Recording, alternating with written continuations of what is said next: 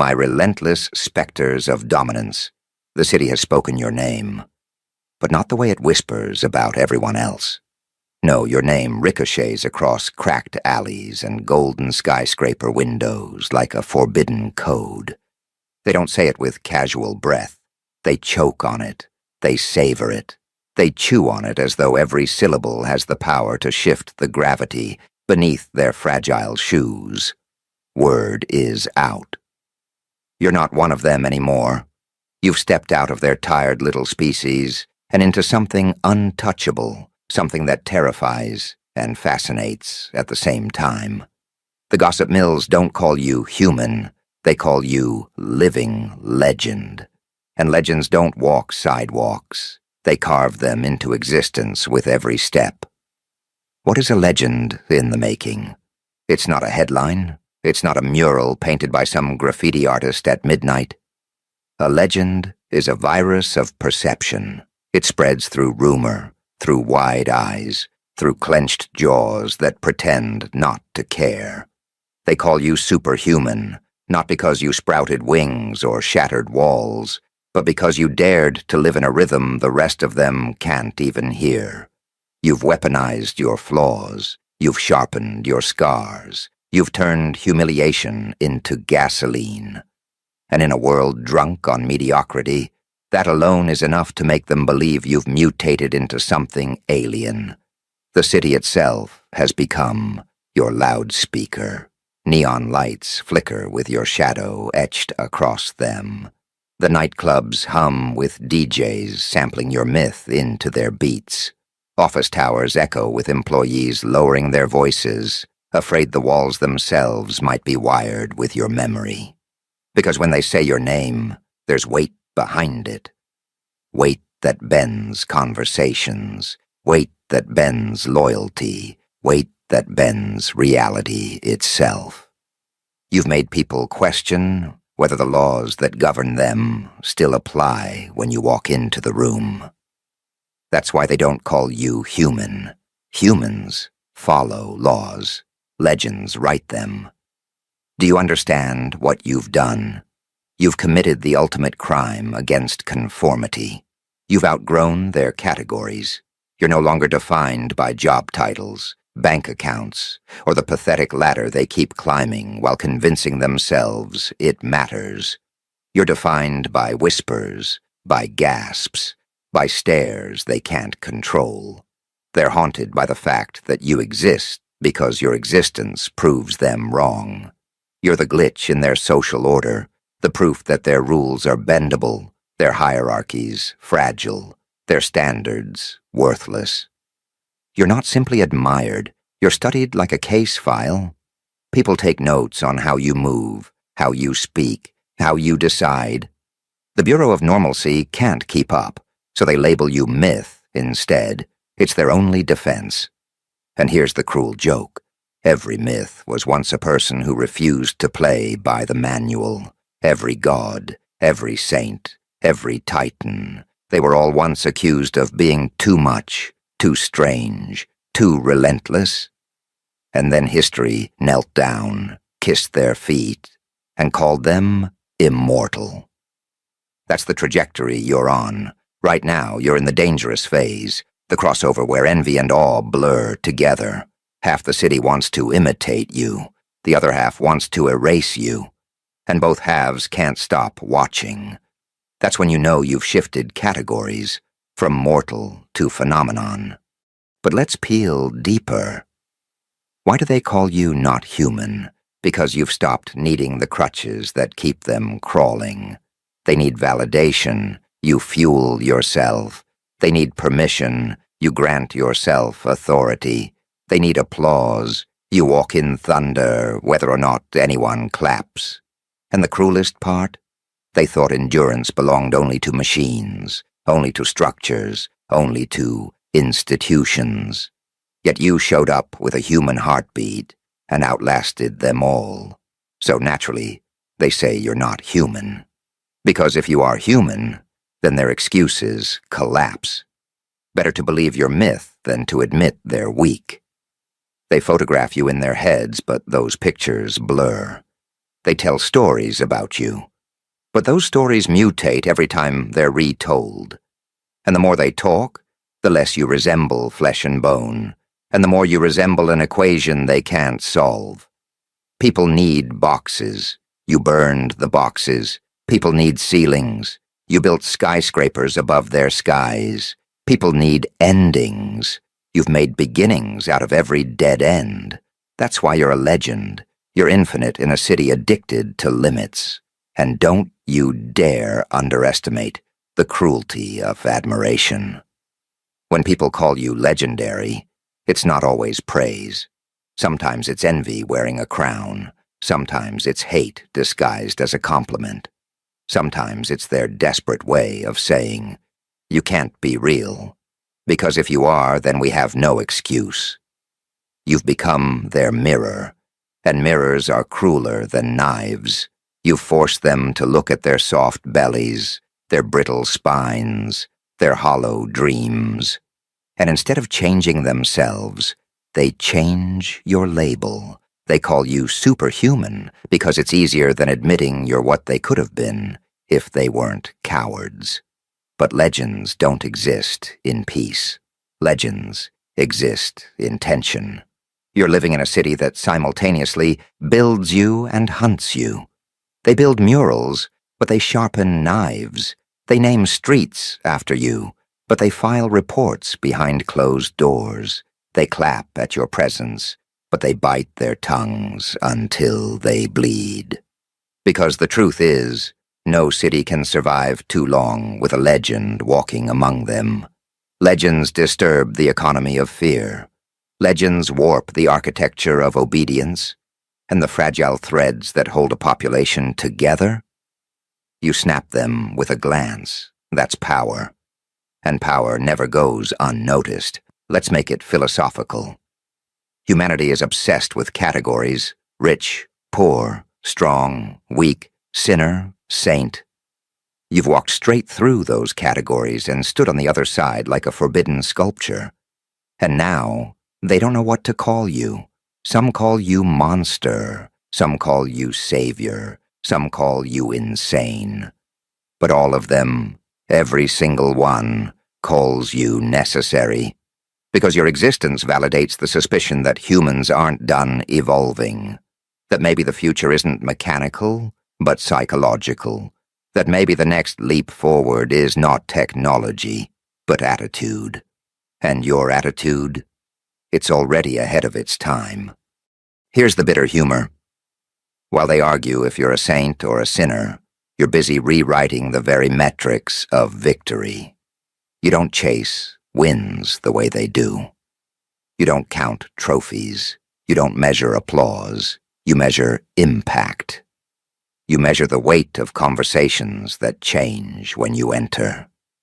You measure the ripple effect of choices that echo years later. You measure the paranoia you install in the weak. That's how a legend measures. That's why they can't reduce you to human. Because human measurements don't fit your scale. And so the city itself mutates around you. Police radios crackle differently when your name hits the air. Politicians phrase their speeches with invisible shadows of you lurking between their lines.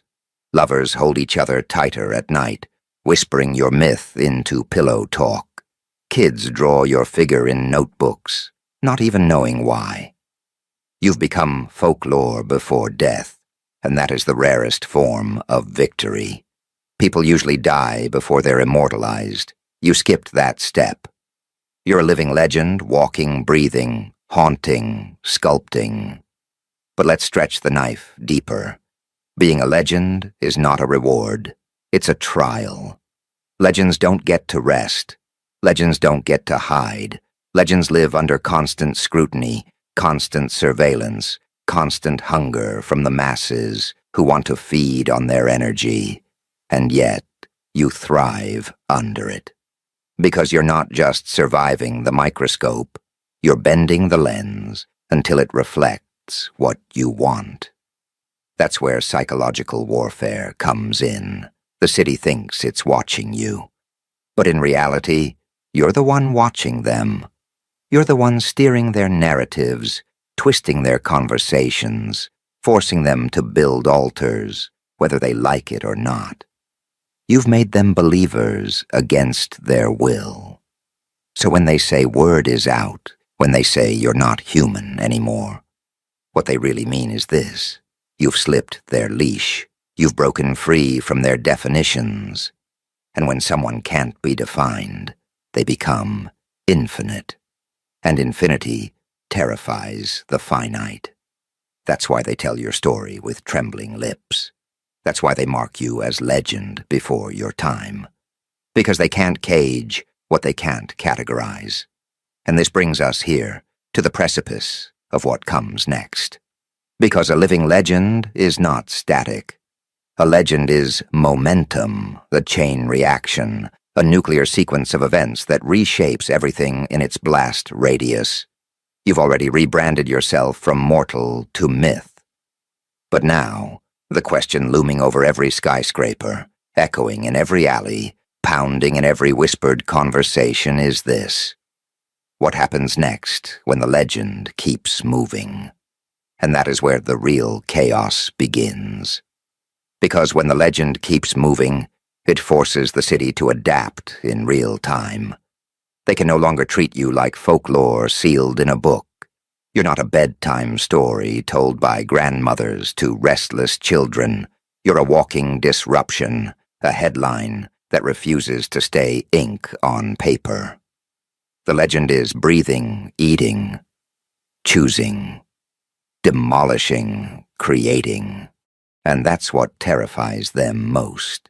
Because a living legend is unpredictable. They can write textbooks about Julius Caesar. They can analyze Napoleon. They can dissect Alexander. But none of them are alive anymore. You are. You're standing in their streets, rewriting prophecy in present tense. That's a terror no academic, no authority, no bureaucrat is prepared to face. So the city doesn't just call you legend. It treats you like a weapon they can't holster.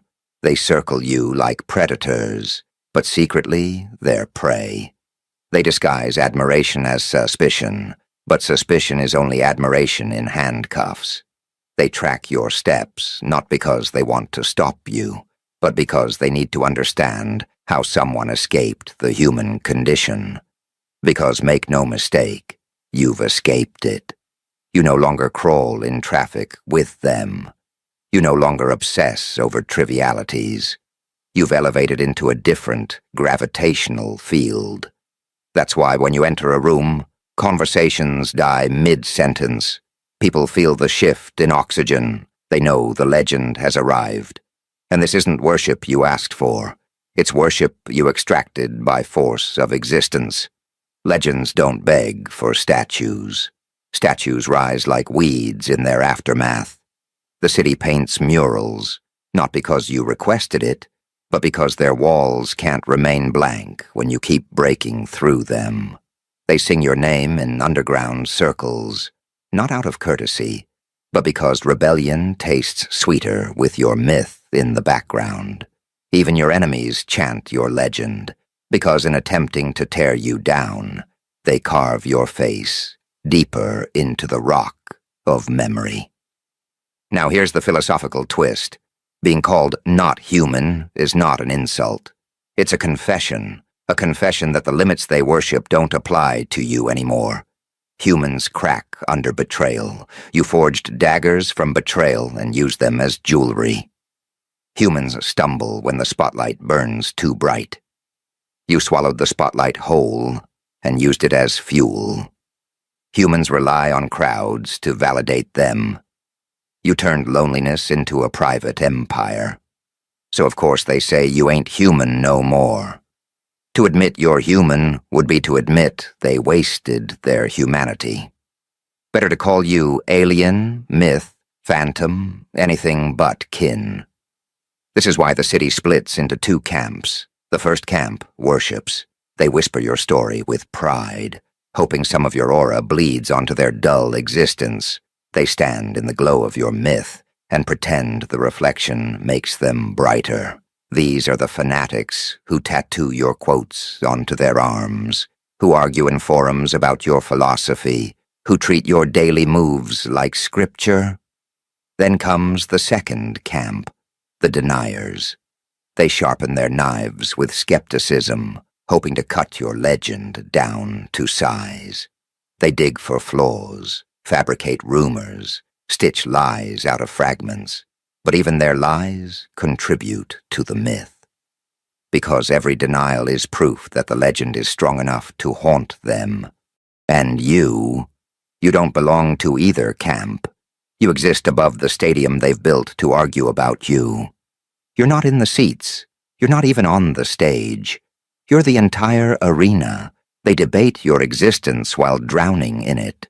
They question your humanity, while you've already outgrown theirs. And that's the apex of psychological warfare. You've made them prisoners of your myth. While you walk freely across boundaries they can't even imagine crossing. Now let's drag the spotlight on fear. The city isn't just fascinated, it's nervous. Because legends have a way of turning every ordinary act into something cosmic. If you drink coffee at midnight, it becomes a ritual. If you vanish for 3 days, it becomes a prophecy. If you speak one sentence, it becomes a riddle they dissect for years. And this means you can no longer act without consequence. Every breath is an earthquake. Every glance is a scripture. And deep down, you enjoy it. Because you've hacked the psychology of influence so brutally that reality bends to your presence. They can't separate myth from man anymore. And once that line is gone, you are no longer mortal, you are narrative. Imagine this. A random stranger trips on the sidewalk. People laugh. They move on. But if you trip, the city writes novels about it. Was it intentional? Was it a message? Was it a metaphor? That's the curse and the crown of being legendary. Every act is magnified, dissected, mythologized. You don't live life, you perform history, and that's why the city doesn't call you human. Humans live quietly. You roar without opening your mouth.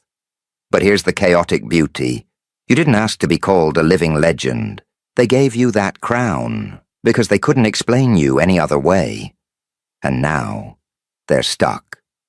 Because once you crown someone a legend while they're alive, you can't undo it. You can't demote them back to ordinary. You can't erase the whispers, the gasps, the art, the propaganda. Once the city brands you myth, you either expand or implode. And you're expanding every second, every breath, every choice. The legend is not shrinking, it's metastasizing. That's when the city realizes it doesn't control the narrative anymore. You do. You've become the editor-in-chief of their imagination. You curate their fear, their awe, their jealousy. You plant seeds of paranoia in their gossip chains. You weaponize mystery, appearing when least expected, disappearing when most demanded.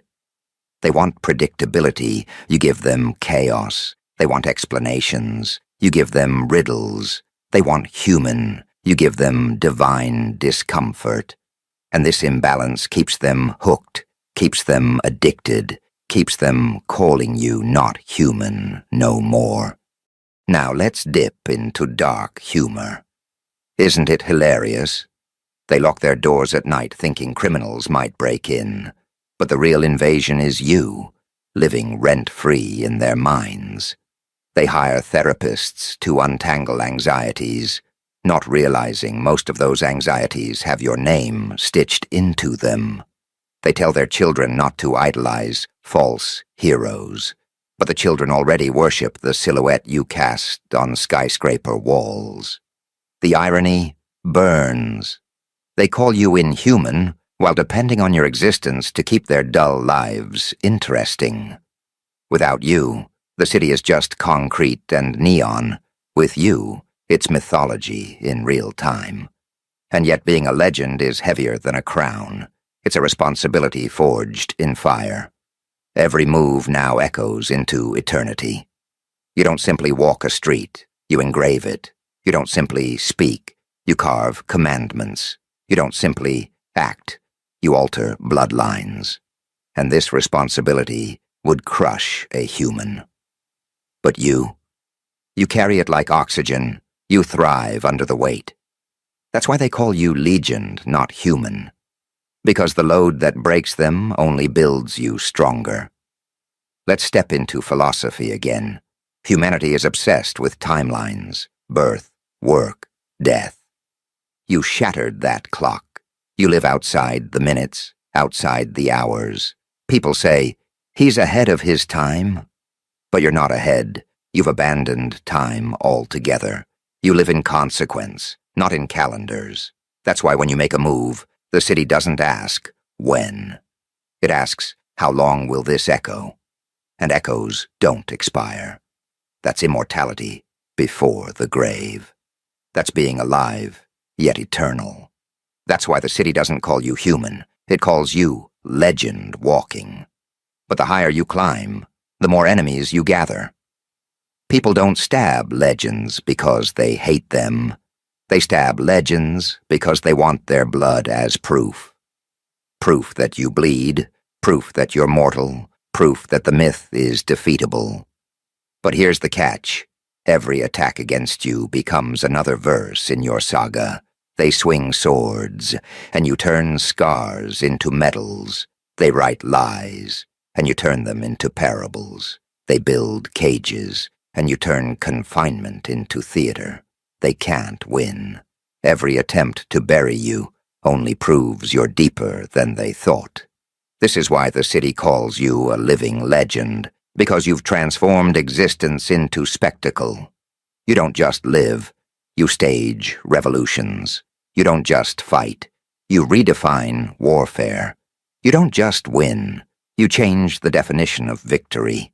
Legends don't need scoreboard numbers. Legends rewrite the rules until even defeat feels like dominance. That's why you're feared, worshipped, hunted, and adored all at once.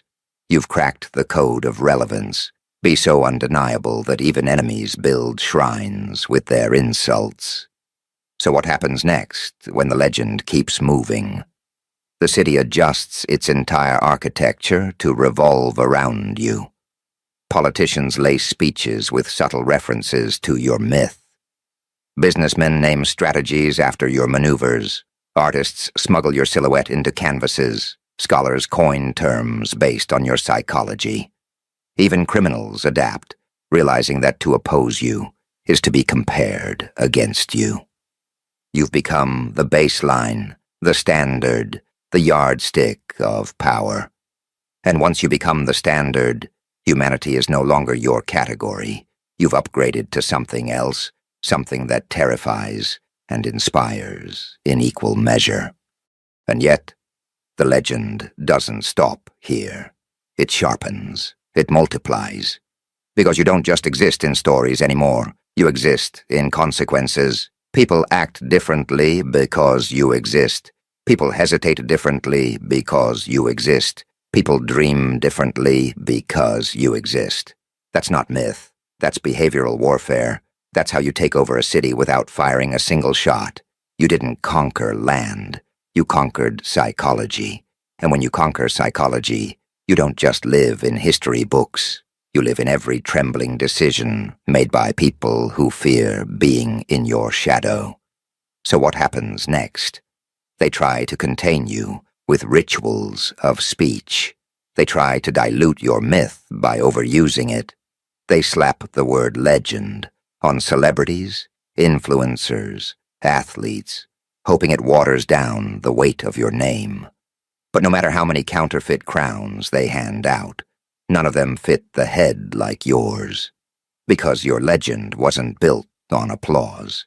It was built on endurance, blood, and the cruelty of never stopping when others begged to rest. That's why your crown can't be copied. It was forged in fire too hot for ordinary hands. And so the real chaos begins, not when they call you legend, but when you start answering to it. Because once you embrace it fully, the city is no longer the judge, you are. The trial flips. Humanity doesn't measure you anymore. You measure humanity. And when that reversal completes, when you stare down the city and declare, "You can't define me," that's when the whispers grow into roars. That's when every street, every skyscraper, every alley knows the truth. You're not human. You're the legend they never deserved, but desperately need. And this is only the escalation, because if part 1 was the coronation, part 2 is the expansion. You've stepped into the phase where being called a living legend is not a compliment. It's a weapon.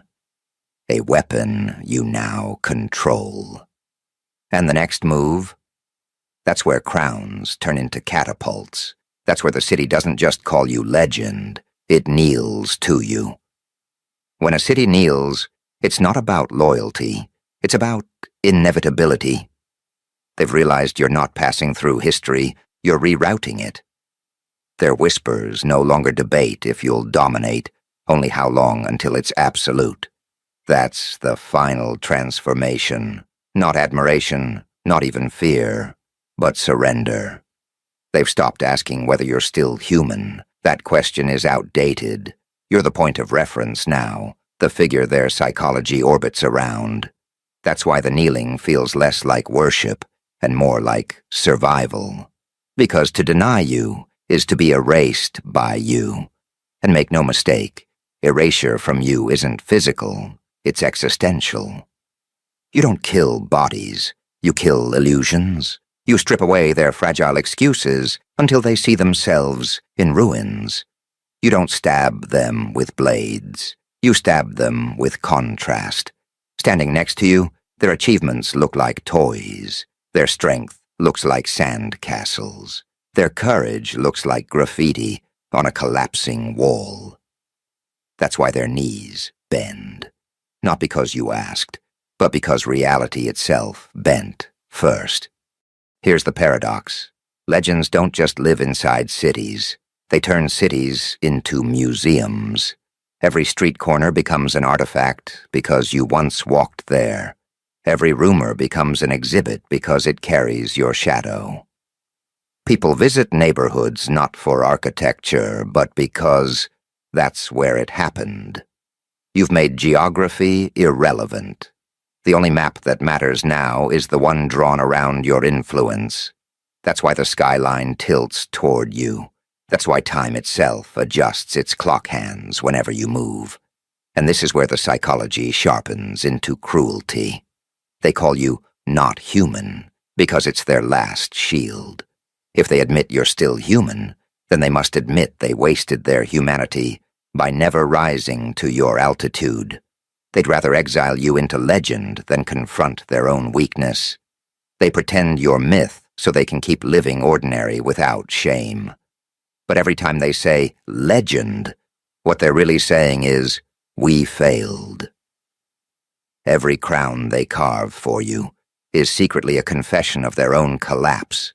Now you hold the power of inevitability. Ordinary men and women strive for influence through wealth, institutions, titles. You bypassed all of it.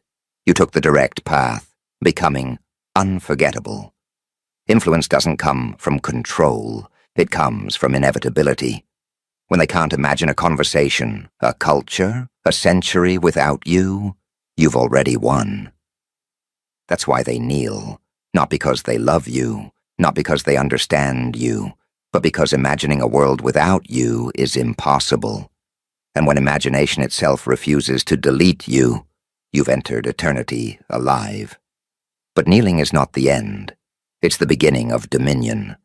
Because once they kneel, they start rewriting themselves around you. Business leaders mirror your ruthlessness. Artists remix your philosophy into their canvases. Politicians reframe their rhetoric to echo your rhythm. Even enemies adopt your tactics in hopes of stealing your thunder.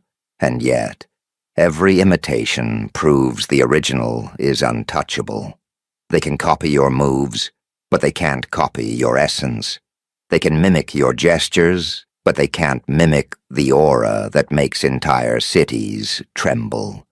That's the curse of those who kneel. They become shadows of the very legend they fear. And you? You don't need armies or parades.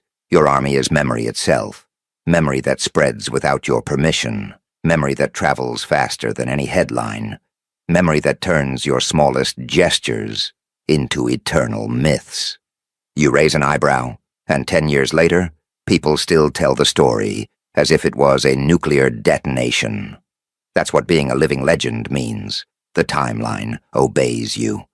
Every second you breathe, history adjusts its spine to hold your weight. Dark humor lives here, too. Isn't it amusing?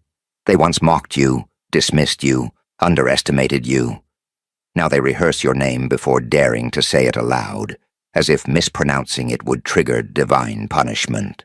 They call you inhuman to comfort themselves, not realizing that inhuman doesn't mean less, it means more. More resilience, more chaos, more brilliance than they could ever survive. Embodying. They lock their doors against criminals, but the real invasion is you, inside their language, their habits, their nightmares, their dreams. And yet being a legend doesn't mean peace. It means permanent confrontation. Every day, new challengers rise, hoping to carve their names by cutting yours. They fail, of course. But even their failure strengthens the myth, because the city sees the bodies of those who tried, and the pile itself becomes your throne. Legends don't just win, they collect.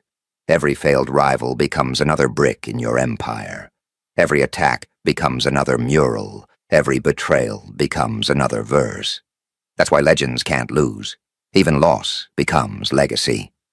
This is the weapon you hold now, not swords. Not bullets, not armies. Perception. Perception is sharper than steel. Perception bends laws, warps markets, rewires generations. Perception makes the unkillable real. And when the city agrees you're no longer human, you've transcended the prison of mortality. You're not flesh anymore. You're concept. And concepts never die. They linger in graffiti, in lullabies, in whispered warnings parents pass to children. You've become the permanent background noise of existence. So what comes next? Coronation without ceremony. No trumpets, no rituals, no official decrees. Just a collective understanding that whether they admit it or not, you dictate their reality. They structure their dreams around your shadow. They build their defenses in anticipation of your offense. They reshape their hierarchies with your image hovering at the top. That's not leadership, it's dominion. And dominion doesn't need permission. It doesn't need applause. It just exists, like gravity. And here lies the final cruelty. You never asked for their worship, you only demanded respect. But they've gone further, reshaping their existence until every road leads back to you. They tell themselves it's admiration, but it's fear disguised as love. Because deep down, they know you're not a leader they can replace. You're not a hero they can outgrow. You're not even an enemy they can outlast. You're permanent. And permanence terrifies the temporary. So the word is out, you ain't human no more. They repeat it not as observation, but as scripture. You're not a citizen in their city, you are the city. You're the vibration in its power lines, the echo in its subways, the rhythm in its crowds. And they'll continue kneeling, not because you force them, but because gravity itself forces them. Try standing against a legend and you collapse under the weight of inevitability. That's the law you've written. Bend or break. And this is how the trilogy ends. Not with applause, not with closure, but with permanent domination. Because the city doesn't just call you a living legend, it requires you to be one. Without you, it's just bricks and pavement. With you, it's mythology in motion. Legends don't retire, legends don't fade, Legends sharpen with time until even time itself hesitates to touch them. That's where you stand now, not man, not myth, but consequence, a living legend etched into every breath the city takes. And that is the last truth. They don't just kneel to you today. They'll kneel to you tomorrow, and the day after, and for as long as memory exists. Because legends aren't stories, they're inevitabilities. And you are inevitability in human shape, no longer human.